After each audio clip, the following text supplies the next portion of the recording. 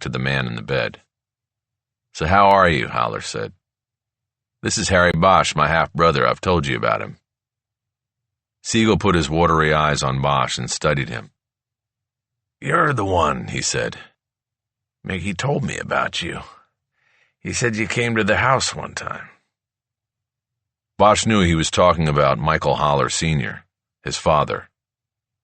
Bosch had met him only the one time, in his Beverly Hills mansion.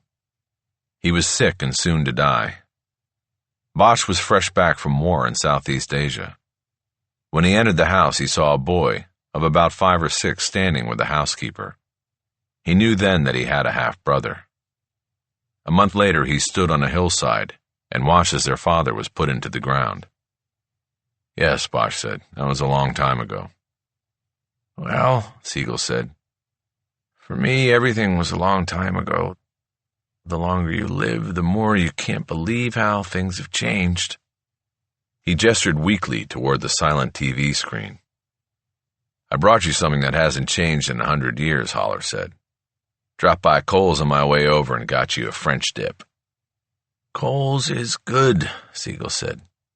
"I didn't eat at lunch because I knew you were coming. Raise me up." Haller grabbed another remote off the table and tossed it to Bosch.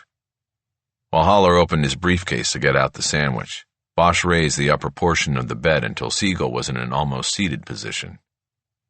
"We've met before," Bosch said. "Sort of met. You cross-examined me on the stand in the case we're going to talk about today."